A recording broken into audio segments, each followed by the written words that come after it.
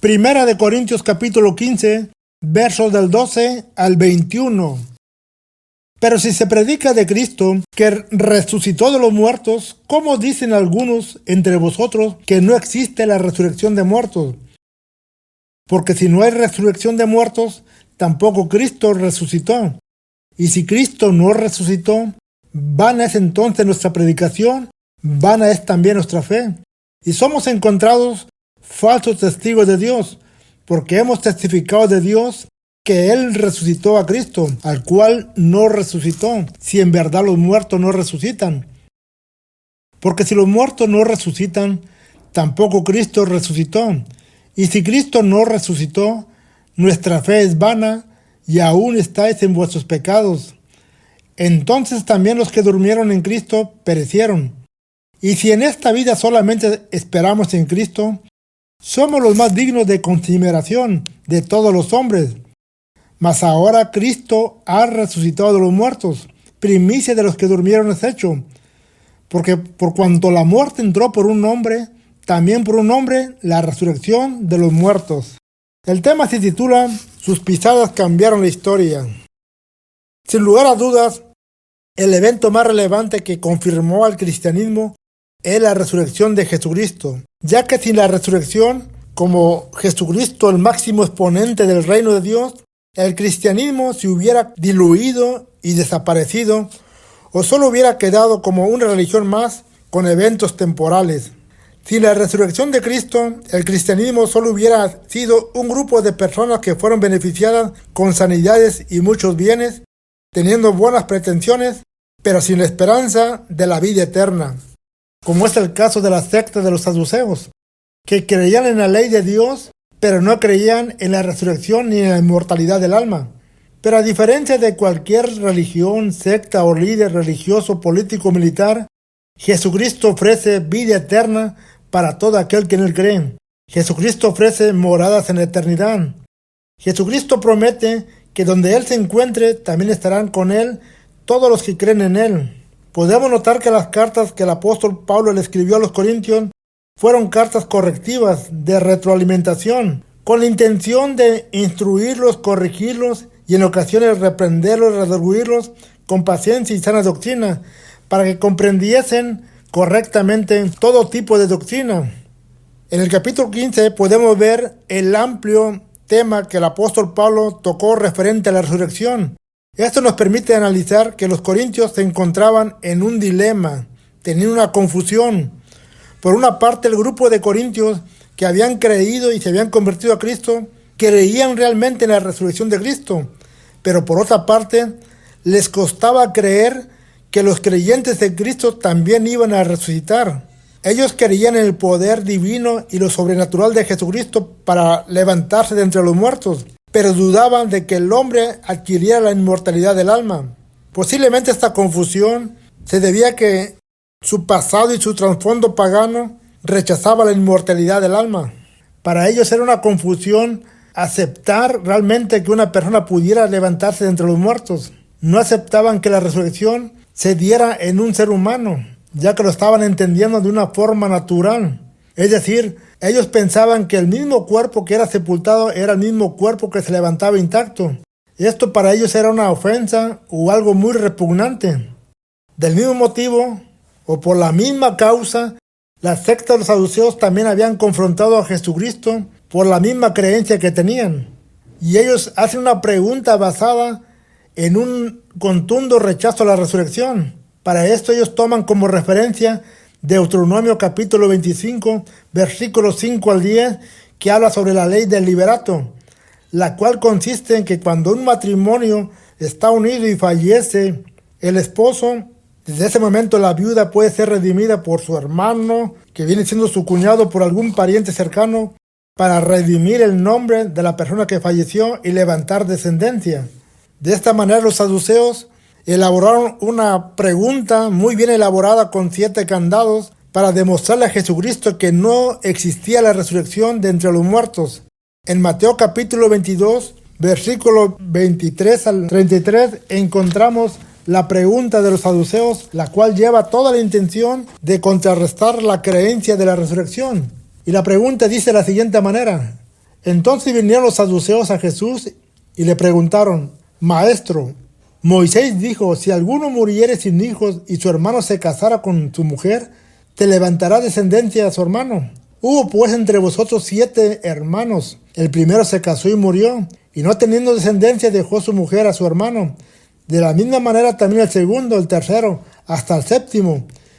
Y después de todos murió también la mujer. En la resurrección, pues, ¿de cuál de los 7 será ella mujer, ya que todos la tuvieron?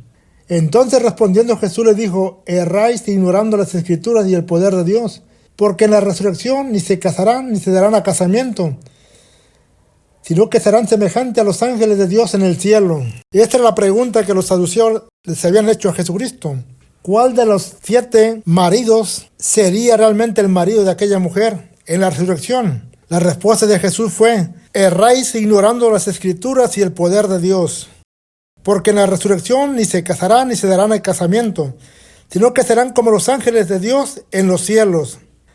Hay una diferencia entre lo terrenal y lo celestial. En lo terrenal, el hombre contrae matrimonio para dejar descendencia, para que el hijo que nace ocupe el lugar del padre que algún día va a fallecer. De esta manera es la multiplicación. Pero en el reino de los cielos no hay necesidad de la multiplicación, no hay necesidad de matrimonio, no hay necesidad de que alguien esté ocupando el lugar de otro, ya que en el cielo no existe la muerte. Todos seremos como los ángeles, seremos espíritu.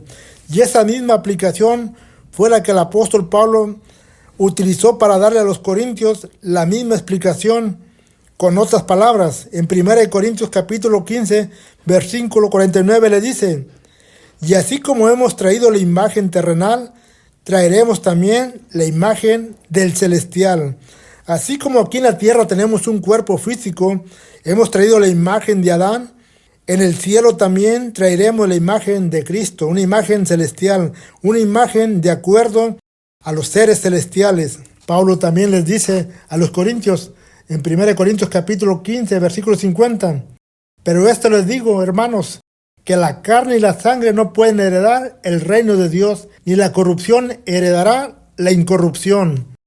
De esta manera, tanto Jesucristo como el apóstol Pablo aclaran que la resurrección no se efectúa en un cuerpo humano, no es el cuerpo humano el que está reinando en los cielos, sino que hay una transformación. La corrupción se queda en la tierra y se levanta la incorrupción. El apóstol Pablo aclara cualquier duda acerca de la resurrección, pero también aclara cualquier consecuencia que habría en caso de que no existiera la resurrección, algo que ellos debían tener en cuenta. Si realmente la resurrección no existiera, de acuerdo al capítulo 15, versículo 14, la predicación sería vana. Capítulo 15, versículo 14, la fe sería vana. Capítulo 15, versículo 15, los predicadores serían falsos. Capítulo 15, versículo 15, el mensaje sería falso. Capítulo 15, versículo 15, la resurrección sería falsa. Capítulo 15, versículo 17, el hombre continuaría en condenación. Capítulo 15, versículo 18, los creyentes que murieron en Cristo no tendrían esperanza. Capítulo 15, versículo 19, las personas que han puesto su esperanza en Cristo serían dignas de conmiseración, lo cual significa serían dignas de lástima. De esta manera el apóstol Pablo aclara cualquier tema acerca de la resurrección y cualquier tema relacionado en caso de que no existiera la resurrección y las consecuencias que el hombre tendría. Para esto el apóstol Pablo explica más ampliamente el por qué enseña acerca de la predicación, y para esto el apóstol Pablo se apoya en las Escrituras y en los testigos oculares que presenciaron la resurrección de Jesucristo. En 1 Corintios capítulo 15, versículos 3 y 4, primeramente el apóstol Pablo cita las Escrituras y dice la palabra de la siguiente manera: porque primeramente les he enseñado lo que asimismo recibí, que Cristo murió por nuestros pecados, conforme a las Escrituras, y que fue sepultado, y que resucitó al tercer día, conforme a las Escrituras. Pablo está diciendo que todo lo que él está enseñando y lo que ha enseñado hasta ese momento referente a Cristo es lo que él primeramente recibió, lo que a él le impartieron, pero que todo lo que le impartieron a él y lo que él está impartiendo es conforme a las Escrituras, es decir, que tiene una base bíblica tomada de las profecías mesiánicas dadas por los profetas. De esta manera el apóstol Pablo está dejando muy claro que todo lo que él está predicando tiene un sustento escritural. Pero por otra parte, el apóstol Pablo en 1 Corintios capítulo 15, versículo 5, también habla de los testigos. Y primeramente dice que apareció a Cefas, es decir, Pedro, y después a los 12. Después apareció a más de 500 hermanos a la vez, de los cuales muchos viven aún y otros duermen. Después apareció a Jacobo, después a todos los apóstoles, y al último de todos, como un abortivo, me apareció a mí. Pablo dice que él fue el último que alcanzó a ver a Jesucristo y utiliza el término abortivo, es decir, nacido antes de tiempo. Recordemos que el apóstol Pablo fue el último en ser llamado al ministerio.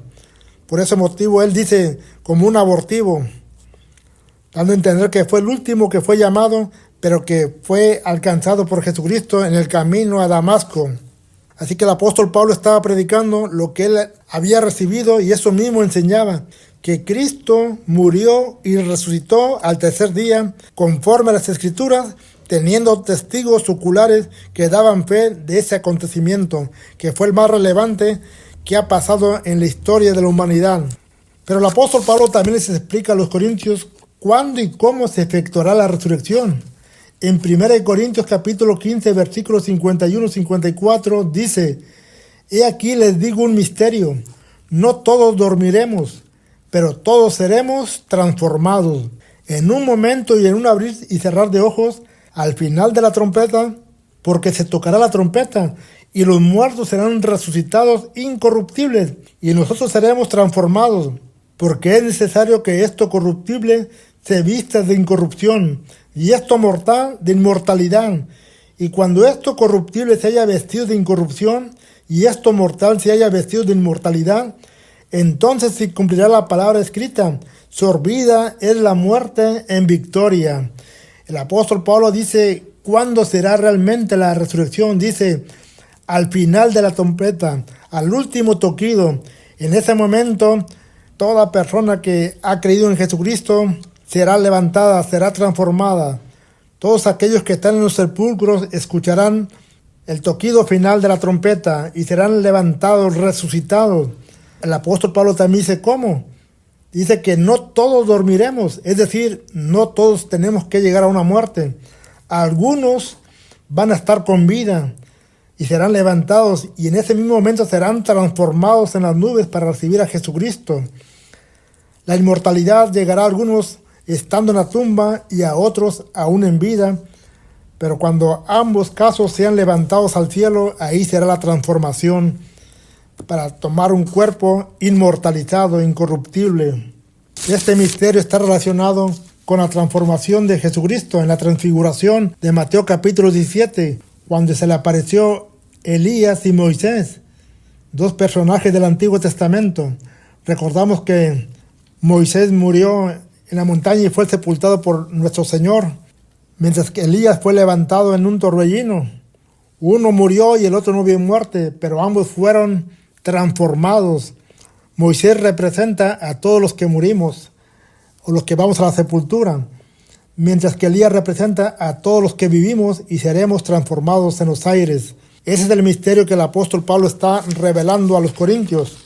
Y al final dice, entonces se cumplirá la palabra escrita, sorbida la muerte en victoria, apoyándose en Isaías 25:8 que dice, destruirá la muerte para siempre, traerá la inmortalidad a todo creyente en Cristo Jesús. El apóstol Pablo también deja en claro todo lo relacionado con la resurrección para que no exista ninguna duda. A través de las epístolas encontramos que el apóstol Pablo tocó muchos temas en cuanto a los beneficios que el hombre adquiere a través de la muerte y resurrección de Jesucristo.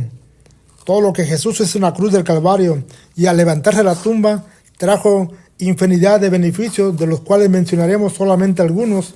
Por ejemplo, A través de su resurrección, Jesucristo reconcilió a la humanidad con Dios, por cuanto todos estábamos destituidos de la gloria de Dios, pero ahora a través de su muerte y resurrección, reconcilia a la humanidad con Dios. A través de la resurrección, Dios llama a las ovejas perdidas de la casa de Israel, es decir, a las 10 tribus que están dispersas entre los gentiles. A través de la resurrección, Dios hace de ambos pueblos uno solo. A través de su muerte y resurrección, Jesucristo trajo perdón de pecados a través de su sangre. Igualmente nos redimió de la maldición de la ley. Jesucristo venció la muerte. Jesucristo trajo la inmortalidad del alma. Jesucristo despojó a los principados y potestades y nos trajo salvación por gracia. Igualmente, Colosenses 2:14 dice que anuló el acta de los decretos que había en contra de nosotros y que nos era contraria, quitándola del medio y clavándola en la cruz. Todo esto ocurrió en la cruz del Calvario. Una infinidad de beneficios para el creyente en Cristo Jesús. En Colosenses 2:14 podemos ver que Jesucristo anula el acta de los decretos que había en contra de nosotros y la clava en la cruz. No podemos tener una confusión acerca de este pasaje y pensar que Jesús anuló los mandamientos. Lo que está anulando es el acta de los decretos, ya que existe una gran diferencia entre mandamiento, estatuto y decreto. Un mandamiento es la orden o mandato dada por el Eterno. Un estatuto es la descripción o explicación del mandamiento. Un decreto es la sentencia, la condena, el castigo o maldición de toda persona que desobedece, viola, infringe o quebranta alguno de los mandamientos. La Escritura no habla de que anuló los mandamientos, tampoco habla de que anuló los estatutos, tampoco los mandamientos son contra nosotros, tampoco son contrarios a nosotros. Los estatutos tampoco son contra nosotros ni contrarios a nosotros. Lo único que es contra nosotros son los decretos cuando violamos, infringimos, quebrantamos, desobedecemos la ley de Dios. Lo que Cristo clavó en la cruz fue el acta de los decretos, es decir, la lista de delitos que nos condenaba. Toda transgresión que se había ido acumulando a través de los años, Jesucristo la tomó y la clavó en la cruz del Calvario. De otra palabra, podemos decir que Jesucristo pagó la deuda. De esta manera la canceló. Gálatas capítulo 3, versículo 13 nos dice que Cristo nos redimió de la maldición de la ley. Cristo no anuló el acta de los decretos. En Gálatas capítulo 3, versículo 13, Cristo nos redimió de la maldición de la ley. Cristo no anuló los mandamientos. Lo que anuló fue el acta de los decretos. Y nos redimió no de la ley, nos redimió de la maldición de la ley, es decir, de la condena, de la sentencia, de la maldición, del castigo. De esta manera podemos entender que tanto Colosenses 2:14 y Gálatas 3:13, la intención de Jesucristo a través de su muerte y resurrección es anular el acta de los decretos y redimirnos de la maldición de la ley, es decir, de la condena, de la cual no teníamos escapatoria, pero a través de su resurrección la deuda ha sido cancelada, Cristo la ha pagado. De otra manera, si Cristo no hubiera anulado esa acta que nos era contraria, estaríamos condenados. Pero gracias a que Él tomó el lugar y pagó la deuda, hemos tenido la oportunidad de tener vida eterna. De esta manera podemos valorar cada pisada del Maestro aquí en la tierra. Nos damos cuenta que sus pisadas cambiaron la historia. Cada pisada del Maestro fue trayendo al creyente a la vida eterna, a un encuentro con el Creador, a venir a los pies de Jesucristo, a venir a reconciliarnos con nuestro Creador, a ser redimidos, a ser perdonados, a tener acceso a la vida eterna. Pero Jesucristo no solamente quiere cambiar la historia, también quiere cambiar nuestras vidas. ¿Cuántos estaríamos dispuestos a seguir sus pisadas para que nuestras vidas fueran cambiadas y transformadas y tengamos la seguridad y la certeza de que nuestro nombre está escrito en el libro de la vida, de que tenemos vida eterna en Cristo Jesús, porque la deuda ya ha sido cancelada, porque el acta de los decretos ya ha sido clavada en la cruz del Calvario. De esta manera podemos tener la plena confianza de que en Cristo Jesús tenemos vida eterna.